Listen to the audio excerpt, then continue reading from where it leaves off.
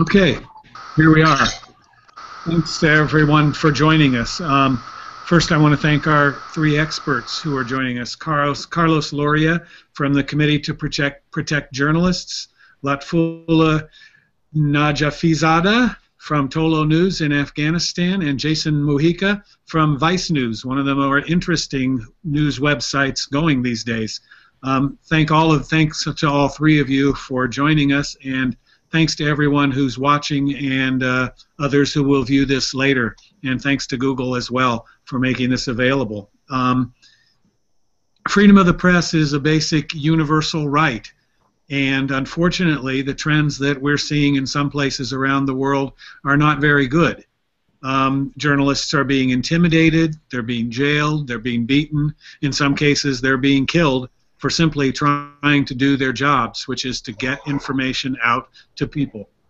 We have seen this in Ukraine, we've seen it in Pakistan, we've seen it in Afghanistan, we've seen it in Egypt, we've seen it in Ethiopia, and in far too many other countries. I was a newspaper reporter for 35 years, and so for me this is a personal issue. But in my position here as Assistant Secretary of State for Public Affairs at the State Department, I also have a professional interest in this. The American government is determined to help promote press freedom worldwide. And we find that in democracies, press freedom, freedom of expression are part of the underpinnings of good government. And we find that governments that allow freedom of expression are strong governments. That listen to their people, those are strong governments. While governments that try to suppress freedom of information, that try to muzzle their press, that's a symptom of governmental weakness. It's not a matter of strength. Ultimately, history will tell these governments that they'll fail. The conversation worldwide now is much broader and deeper than it's ever been in history because of websites like Vice, because of Tolo Television, and because of so many other outlets. There are a million different voices out there, and no government is going to be able to stop them. I'd like to open this session with a question to Carlos.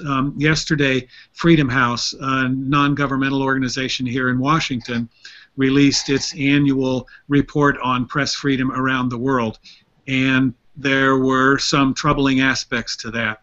We heard from Freedom House that 2013 was the worst year in a long time for journalists in terms of beatings, jailings, killings, and other attempts to stop freedom of expression. So I'd like to kick this over to Carlos, who will, I think, give us his assessment from CPJ's standpoint about how the situation looks both worldwide and in your area of expertise, the Americas. Thanks very much. Thank you, and thanks for the U.S. State Department for providing this platform to discuss such critical issues for the state of democracy around the world. As you said, yes, 2013 was a really bad year. In terms of the two main indicators for press freedom around the world, both are grim in terms of numbers. 70 journalists killed for their work in 2013, and more than 200 journalists imprisoned around the world. As journalists, many journalists are working independently outside mainstream media, blogging from around the world. This is becoming. They are becoming targets for criminal organizations in areas where there are conflicts. There are also targets from different insurgent groups. So the number of killings and the number of imprisoned journalists just speak for themselves in terms of the dangers that many reporters are facing while doing their jobs. In the Americas, my area of responsibility, there's still a lot of great investigative journalism, editorial independence, and critical coverage, but reporters and media outlets are still exposed to both violence and government repression. And I think that violence and official legal harassment are the main emerging trends in terms of the major challenges facing the press in the Americas. This is according to our research. And, to throw out there a few numbers, Mexico, a lively democracy, has seen, a record number of killings and disappearances in the last few years. In the last 7 years, more than 50 journalists have been killed or disappeared in Mexico. This is a terrible situation. But I think the worst consequences of the wave of lethal violence affecting the press is the climate of fear and intimidation in which reporters and media outlets are exercising their work. This is a problem that has gone way beyond journalism, and it's affecting fundamental human rights of all Mexican citizens, including journalists. And it's inhibiting the discussion on issues of public interest, and democratic stability is what's at risk in Mexico. In terms of wave of violence, Central America is also seeing, journalists killed, particularly in Honduras in the last few years. Colombia, while the number of dead journalists has really receded in the last few years, the number of threats is up. And for journalists working in provincial areas, the work of investigating and covering sensitive issues is still very risky. In terms of other countries, Brazil is a country where there's a vibrant press, great investigative work, but there's violence still. There's escalating violence against reporters, different from other parts of the world, not only from the Americas, but different from other parts of the world. While the level of violence is still unacceptable, in terms of impunity, which is a problem, a real problem, many cases in Brazil have been solved. So the justice is working slowly, but it's giving responses. And I will say the other problem, to leave it there, the other problem we are seeing is government repression. And we are seeing what's going on in Venezuela. The last 15 years in Venezuela, there's been many problems for journalists. There's been increasing censorship, government interference. Media outlets have been closed. Journalists sued for defamation, and really reduced number of independent outlets that can do their work freely. That's a real problem. It has been worsened since President Maduro took office, and we are really worried about what's going on there. Similar to what's going on in Venezuela, the situation in Ecuador has deteriorated in the last few years. Thanks very much, Carlos. I think I would like to underscore one key point that you made, and that is that freedom of the press and freedom of expression are only part of the underpinnings of democracy. And so often in countries where we see a press that's not free and where we see people who are not allowed to speak their minds, we also see that rule of law is not respected, that tolerance is not in any abundance, and that human rights and political speech are also restricted. So, this is part of a broad fabric of democracy that when you start to pull away at one of these threads like freedom of the press, so much of the rest of that comes down with it. And so, there are concerns for people who just aren't worried about free press. They should, there are also concerns that flow over into all the other aspects of democracy. As far as violence against reporters, I think, Jason, you've got folks all over the world now, and particularly we've been focused on Simon Ostrowski's case in the Ukraine. I'm very glad to see that he was released a few days ago, and he seems no worse for the wear. But it was nonetheless a chilling story, and I know that you had some personal entanglements a few years ago as well. So maybe you can talk to us about the difficulties that Vice faces in trying to cover the world from the front lines.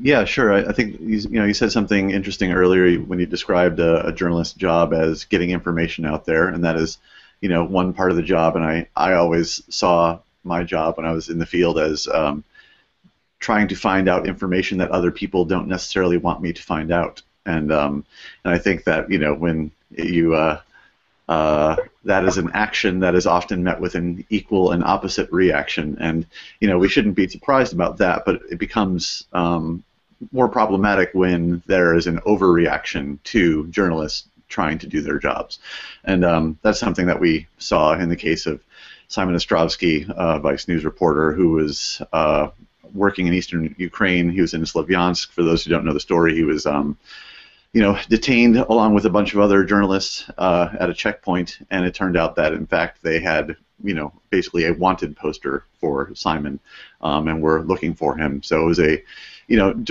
indirect response to the aggressive reporting that he had done, and he was held hostage, frankly, for a number of days, and beaten and blindfolded and interrogated and threatened. And was held incommunicado. We had no proof of life from him during that time. It was very scary for all of us, and we're very happy to have him out. And I've had limited experiences in that same in the detention department in Egypt, where also a number of Al Jazeera journalists are being held now for more than 100 days.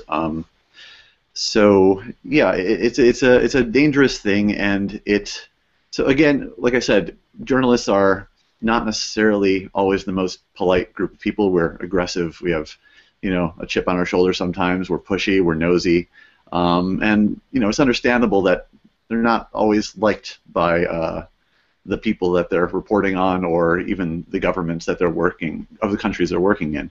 But how a government and law enforcement officials treat journalists speaks volumes about how the country itself. Yeah, I think that's right. I mean, let me pick up on a couple of points that you made. When you were defining a journalist's job as getting people to tell them things that they don't necessarily want to talk about, I spent most of my career as an investigative reporter, and that's always a hard job to define, but you touched very closely to the definition that I settled on very early, and that is that an investigative reporter is someone who persuades someone to tell them what they don't want them to know. And so often it's easy to sit here in Washington or other capitals for reporters and take the leaks and stuff, but it's the journalists who go out there and push harder who get themselves in dangerous situations far too often. And the second thing I wanted to pick up on is the idea of how governments treat bad news, or news they don't like. And that happens all the time. As a State Department official, I read stories, I watch news clips and listen to radio broadcasts fairly often that I don't necessarily like, that I may not agree with, that I may even find inaccurate. But because I happen to have the good fortune to work in a democracy and live in a democracy, we don't go down and beat up those reporters. We don't try to put them in jail. We don't try and close their publications or shut down their outlets. I think that's how democracies behave.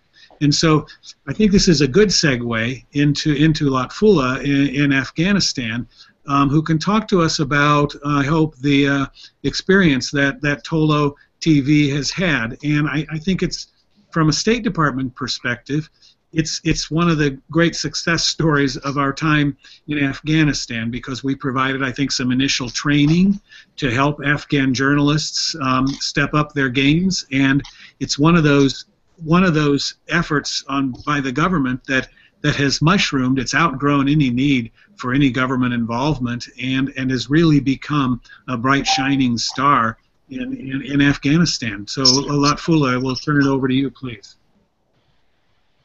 Well, I have a bit of to be honest, a success story when it comes to press freedom in Afghanistan. 12 years ago, the country was totally in a different shape. We have more than 10,000 journalists today working, here, we produce more than 200 hours of news and current affairs content a day, and that is just phenomenal. I mean,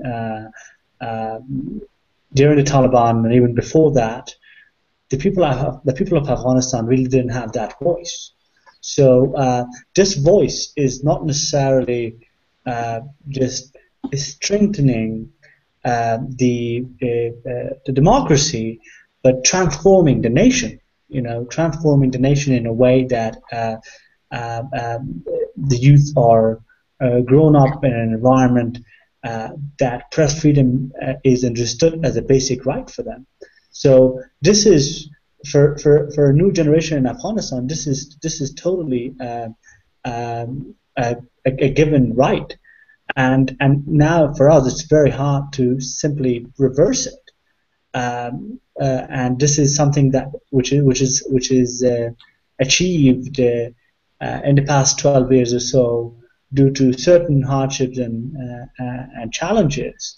As Carlos said, we've lost journalists. In covering the war, we've lost journalists in crossfire with the Taliban, and we've lost journalists around the country involving warlords and others as well. But looking at the overall picture, I think what you see today is probably not what you had really expected a decade ago. So it has really given the Afghan people an opportunity to come out and speak, criticize the government, and trying to make the government accountable. And very successfully recently, with the elections. What media did was an instrumental role in generating a higher turnout, encouraging people to go out and vote and choose the next 5 years instead of just what was happening around the election day. So it was helping with the awareness. It was helping with the dialogue. During the campaign. It really helped the campaign to be policy driven rather than personality, and it was such a positive campaign in Afghanistan's sphere of politics, and that's all because of the sacrifices and the efforts of the Afghan media as a whole, and I think in our part of the world it's a success story. Afghanistan has one of the freest press in the region, in comparison to our neighbors in the north, in comparison to Iran, for instance, in the west, and to a degree with Pakistan. We really don't have a lot of influence by the government, states, and institutions on the media.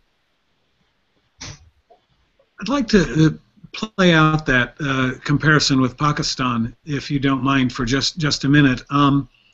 When I was a reporter in Pakistan and Afghanistan, those were days when the Taliban was posting night letters in villages and making specific threats against people who spoke out, when there were efforts to close down cell phone towers at night and things like that. My sense is the situation has gotten better for you in Afghanistan over the last couple of years, and I wonder first whether you're getting direct threats from the Taliban, and then the second thing is to go to Pakistan. For some reason it seems to me that journalists in Pakistan are targeted for killing and beating on a basis that is more regular, more systematic than is happening even in Afghanistan. In the last 6 years, 34 Pakistani journalists have been murdered. So I wonder if you could talk, please, Lutfullah, about both of those issues. I think on the first one, a lot of journalists in Afghanistan believe that the Taliban primarily exists in the waves of media. They exist, in the headline. They exist in the coverage. Then on the ground, in comparison to what really they do. So that's why the Taliban has appreciated that, and they haven't really started targeting journalists very, very directly. However, I mean, we've had examples of very discriminate attacks on the journalists by the Taliban. One very recently, our very dear colleague and fellow journalist Sardar Ahmad was killed in the attack on the Serena Hotel. So such things have happened. I mean, we can't say the Taliban is not a threat to journalists. They are. But I think their access to really make that threat, to a degree, is limited, to the journalists in the cities. But our journalists, in the provinces, do have such concerns. Do get weird phone calls, do get letters sometimes, and that don't come from the Taliban only, but there are other local factors which pose similar threats, to the journalists. But I think as a larger or a national picture, if you would like to draw, you really can't say that the Taliban is creating a major problem for the journalists to really do what they have to do. So really, I really don't think that that threat is there. On the Pakistani thing, I think. Hello?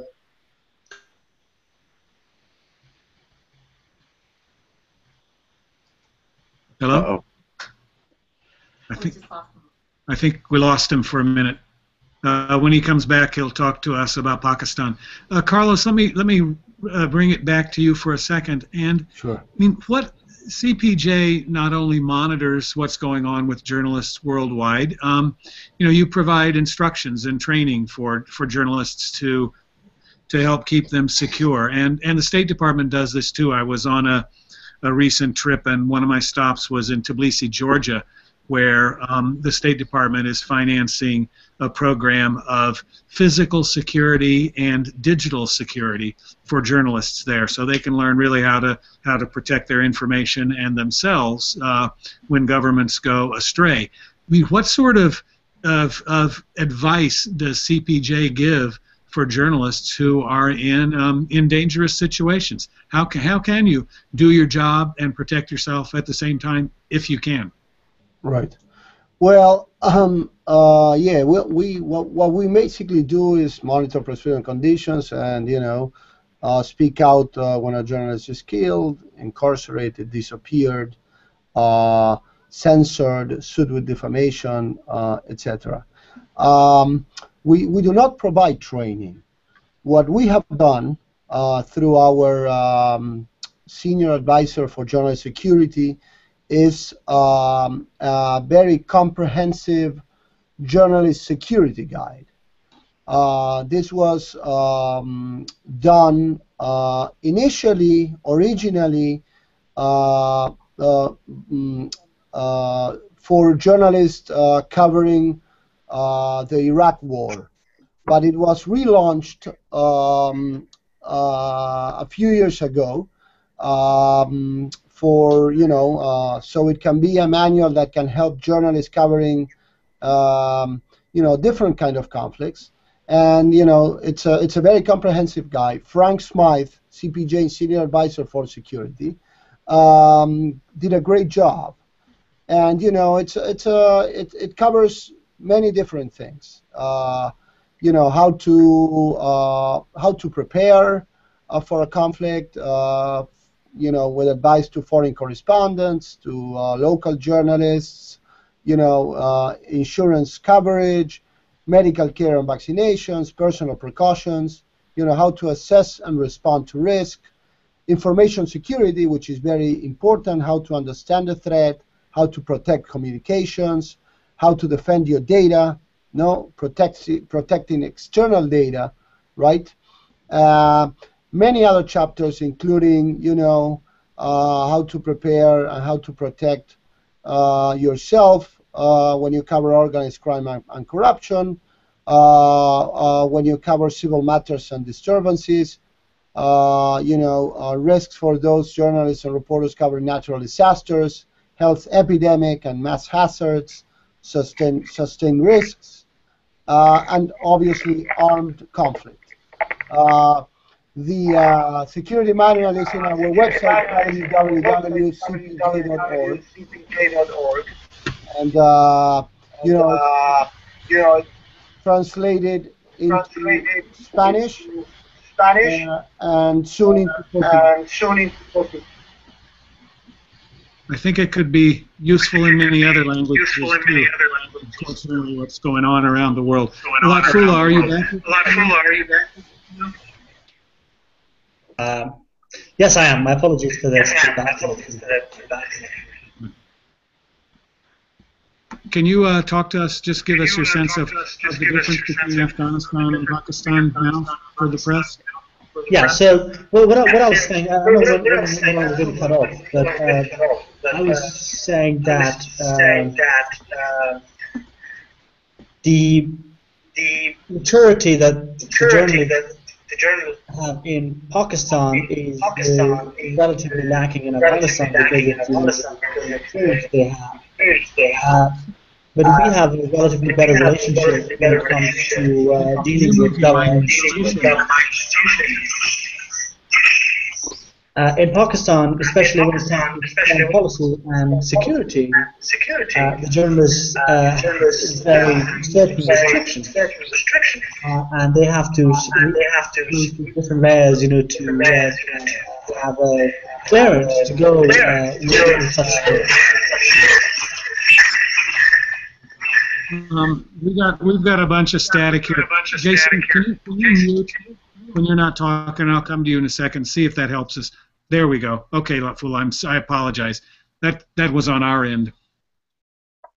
I was saying basically do two things. I would like to add when it comes to dealing with when you make a comparison between the Afghan media and the Pakistani media. So the relationship between the Afghan journalists and the government institutions is much better than the ones they have in Pakistan.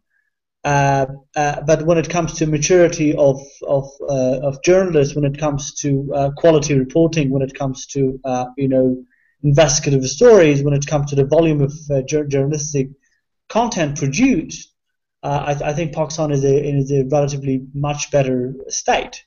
But on two fronts, security and foreign policy, are the issues that the Pakistani journalists have severe problems. I have friends in Pakistan who have to really double check their stories on foreign policy, especially related to Afghanistan or India, with certain institutions within the country, within the establishment. Those restrictions aren't here, so that's why. I consider myself as a free journalist. That I can do whatever I want when it comes to criticizing whoever in the government. From the president down to any official, and that tolerance is generated, which is a very big success. I think we should give that credit to President Karzai somehow. For telling his ministers and the other officials to really tolerate that, and reminding them that we are a developing democracy, and that has to be tolerated. We've had examples of ministers being fired because of a certain news story coming out related to corruptions or mishandling of his job. So these things are phenomenal. I think great success stories, but is it fragile? I think still yes. How the political transition is going to go ahead is a big question. However, we've had, as I said earlier, a big success with the elections. Great turnout. Great media coverage. The people of Afghanistan really had a great voice. On the election day, very quickly, we had a woman, probably a 70-year-old woman from Mazar Sharif in the north, talking live to one of our journalists there. That why she was voting. She was saying that I really don't vote for myself. I vote for my children. I vote for my grandchildren, and that is the future. So the media has given the opportunity to people like her and thousands of others in the country to really have a voice. During the communism, during the Talibanism, that voice wasn't there. So I think I can speak of a lot of success stories, about press freedom and the state of media. So hopefully it's going to continue. Some of the media outlets would probably shut down because of financial issues once, after 2014.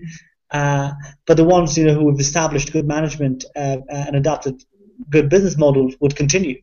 So in terms of, I think, quality, it would still go on, but in terms of quantity, we would see certain changes. I think the point that you made about giving voice to that 70-year-old woman is what we all do as journalists. I mean, that's why journalists are out there risking their lives in some cases to give people a voice.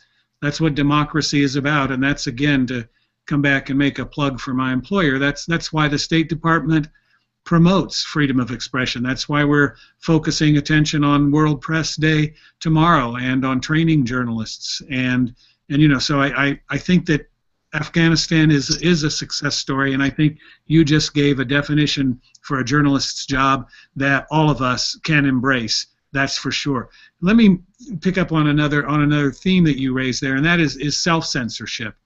I have many friends among the Pakistani journalism fraternity, and I was there in December. One of the people with whom I had lunch was Hamid Mir, who, as we all know, was attacked and seriously wounded in April in Karachi.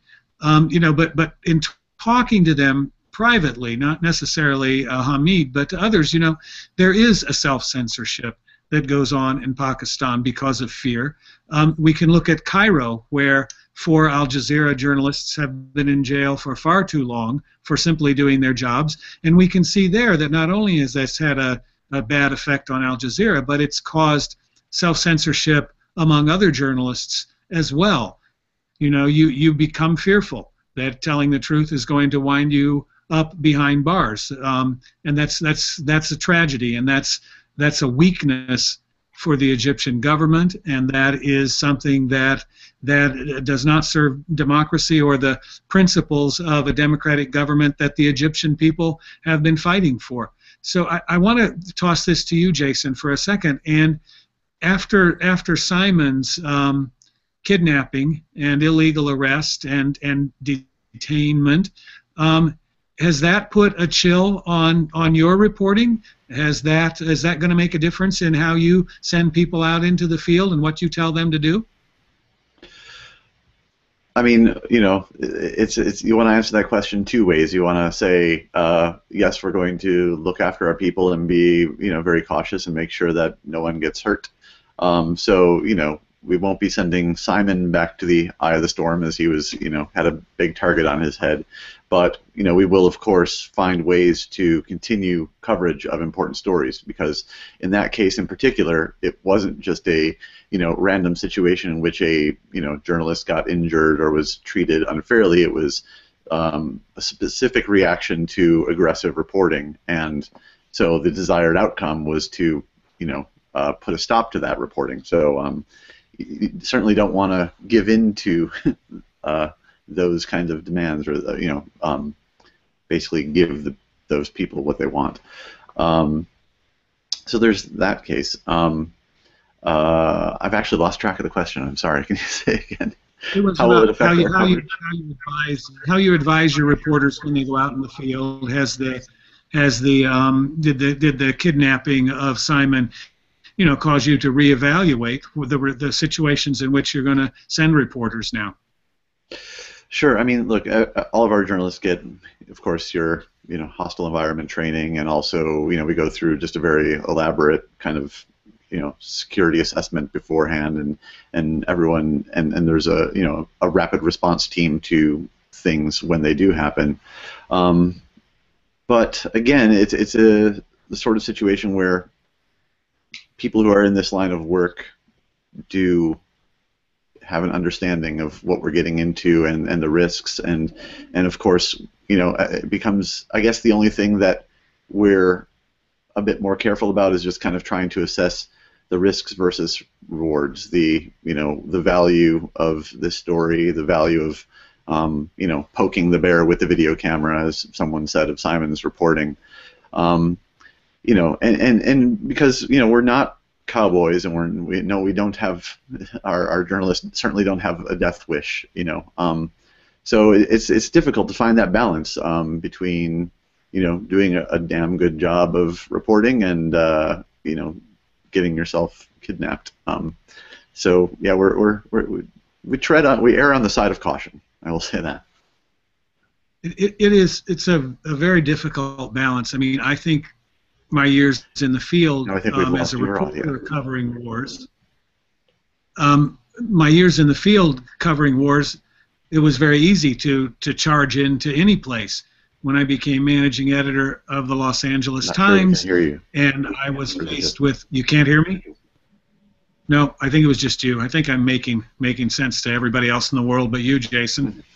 When I became managing editor of the Los Angeles Times, we had reporters still in Iraq covering the war, and we had reporters in Afghanistan covering the war. And when they wanted risky assignments, you're sitting in an office in L.A. You have to weigh a lot of different factors before you do that. We had at the L.A. Times, we had a reporter who had been in Baghdad for several years, and I thought, frankly, that she was burned out and that she needed to get out of there and that she'd really dodged enough bullets. And so I moved her to the awful location of Paris. And unfortunately, she felt it was so necessary to cover that war that she jumped to another newspaper and returned to Baghdad and then to Afghanistan. So it's covering a war is the highest calling for journalists. It's also the riskiest, and it's a hard thing, I think, to manage from afar. Carlos, let me ask you, if I may, to sort of broaden your portfolio a little bit and talk about what you're seeing in Syria and what CPJ is hearing about the very dangerous situation for journalists there. Sure. Well, as you, as all of you know, the situation in Syria is really dramatic for journalists. A record number of journalists killed in Syria. As our report on the impunity index has recently noted. More than 60 media fatalities by crossfire and dangerous assignments, and an unprecedented number of abductions. This has made Syria really the most dangerous country in the world for the press. It's a really tragic situation,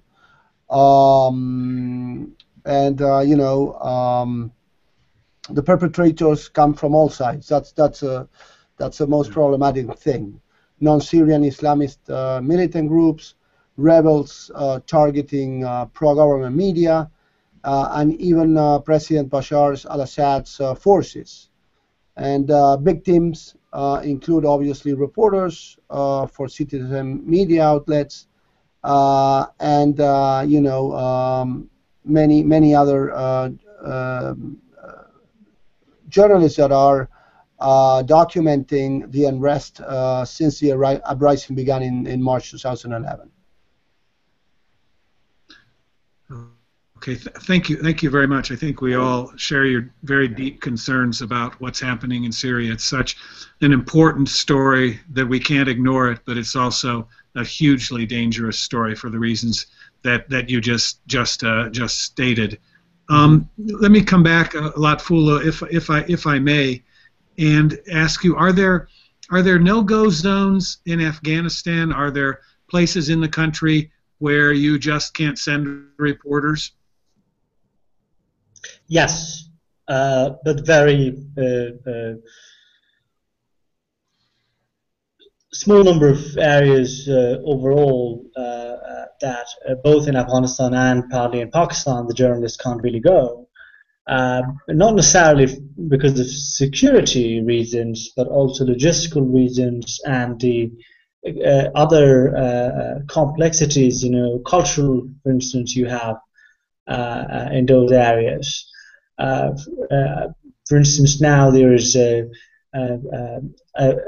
catastrophic landslide happened in the northern Afghanistan, where about, as initial reports say, 3,000 people have been killed and trapped.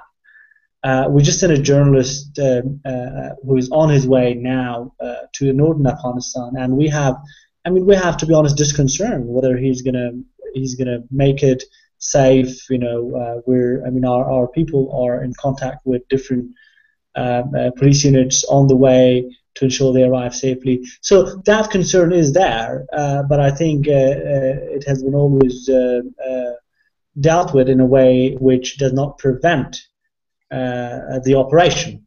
There are places in the south, for instance, where there is no government presence. I mean, we literally can't send a journalist unless there are certain guarantees that they are going to be safe.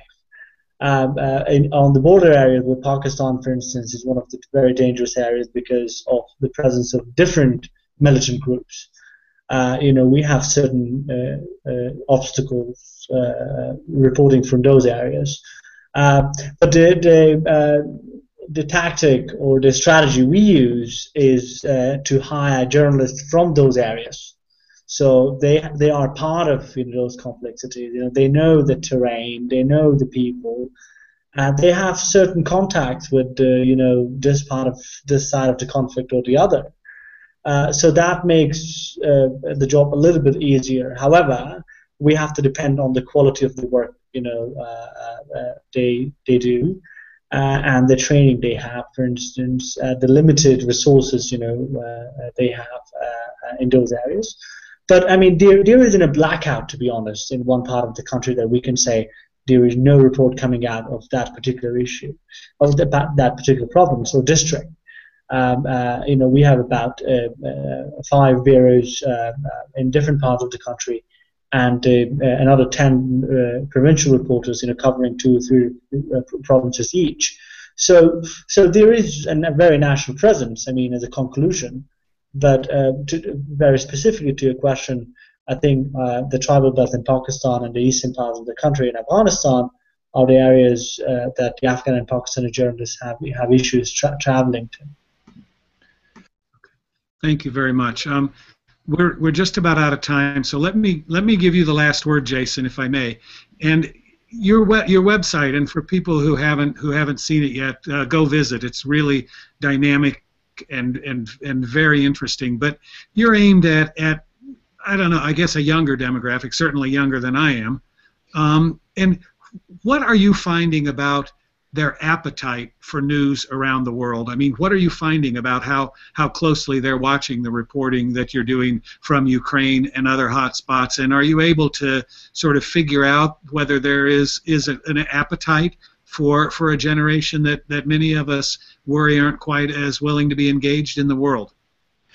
Yeah, sure. I think, we've all heard this notion that, young people aren't interested in the news and aren't interested in international news, or you've even heard that about Americans in general. And I think the success of ViceNews.com has really shown that that's simply not true. Yeah, there's an incredible appetite for international stories, stories about politics, about climate change, about crisis and conflict.